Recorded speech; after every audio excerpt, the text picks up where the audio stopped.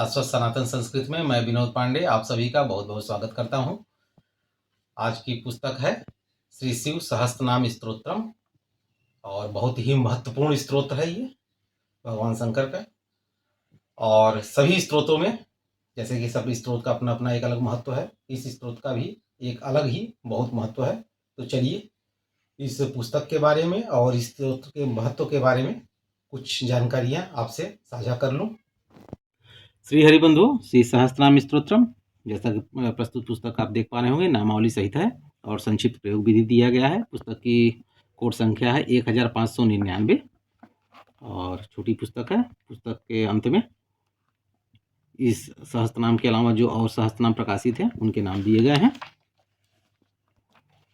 और ये संवत 2080 28वां पुनर्मुद्रण है और कुल मुद्रण अभी तक 2,65,500 हो गए हैं और पुस्तक की वर्तमान मूल्य 15 रुपये ही है। गीता प्रेस गोरखपुर से प्रकाशित है। यहाँ पे संक्षिप्त प्रयोग विधि जैसा कि हर सहस्त्रनाम में इनका दिया होता है कि स्नान ध्यान करके दीपक जला के पूर्वाभिमुख या उत्तराभिमुख बैठ जाइए, तिलक लगा लीजिए, आचमन कर लीजिए, उसके बाद पवित्रीकरण कर लीजिए। संकल्प निष्काम का है तो कोई बात नहीं तो अगर सकाम है तो संकल्प जरूर कर लें। निष्काम है तो भी संकल्प कर सकते हैं, कोई हानि नहीं है। तो उसके बाद मानस पूजन वगैरह आप कर सकते हैं। यहाँ पे विशेष लिखा हुआ है कि स्त्रियों तथा जिनका यज्ञोपवीत नहीं हुआ है उन्हें प्रत्येक नाम के पहले ओम के स्थान पर श्री शब्द का प्रयोग करना चाहिए, जैसे श्री स्थिराय नमः, इस तरह से। फिर यहाँ से श्री सहस्त्रनाम स्तोत्रम प्रारंभ हो जाता है और इस स्तोत्र में भी 128 पृष्ठ हैं कुल। और ये स्तोत्र महाभारत से लिया गया है जैसा कि आप यहाँ पे देख पा रहे होंगे। इति श्री महाभारते अनुशासन पर्वाणि श्री सहस्त्रनाम स्तोत्रम संपूर्णम। तो ये महाभारत के अनुशासन पर्व से ये श्री सहस्त्रनाम स्तोत्र लिया गया है और बहुत ही सुंदर सहस्त्रनाम स्तोत्र है। भगवान भोलेनाथ की कृपा के लिए इस सहस्त्रनाम का आप प्रयोग कर सकते हैं। और शिव तत्व को अगर आप समझना हो तो आप इस सहस्त्रनाम का संकल्प लेके 21 दिन लगातार पाठ करें।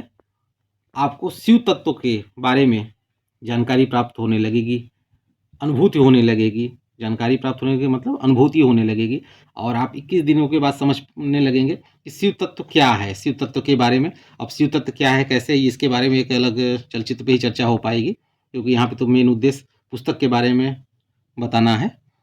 तो आप 21 दिन का लेके संकल्प लेके इस सहस्त्रनाम का पाठ करें, देखें फिर लाभ क्या होता है।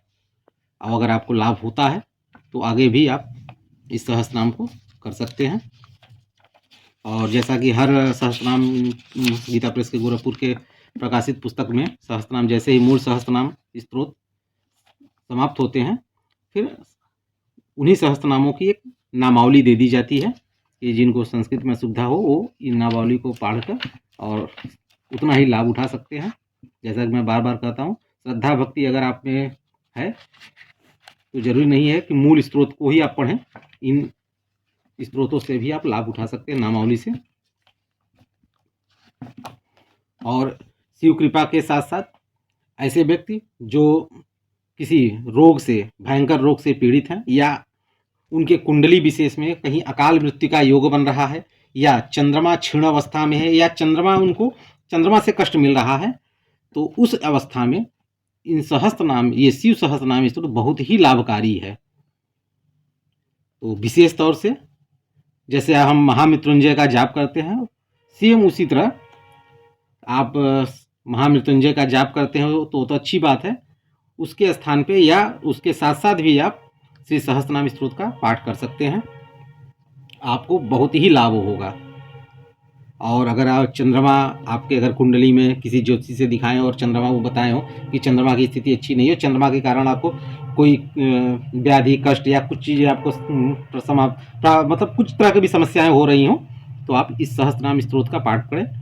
कम से कम 21 दिन का पाठ करें, आपको लाभ समझ में आने लगेगा। और अगर लाभ होता है तो इस सहस्त्रनाम को छोड़े नहीं। न प्रतिदिन कर सके तो कम से कम हर सोमवार को तो जरूर आप इस सहस्त्रनाम का पाठ करें, और सावन में, विशेषकर सावन में तो पूरे सावन इस सहस्त्रनाम का पाठ करें, आपको विशेष लाभ की प्राप्ति होगी।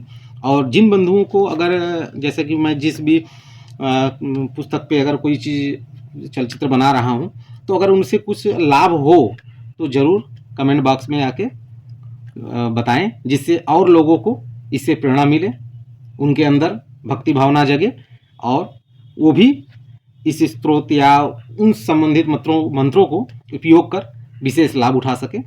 इसी के साथ इस चलचित्र को विराम दे देते हैं, और अगले चलचित्र में एक नई पुस्तक, एक नए ग्रंथ के साथ फिर प्रस्तुत होऊंगा।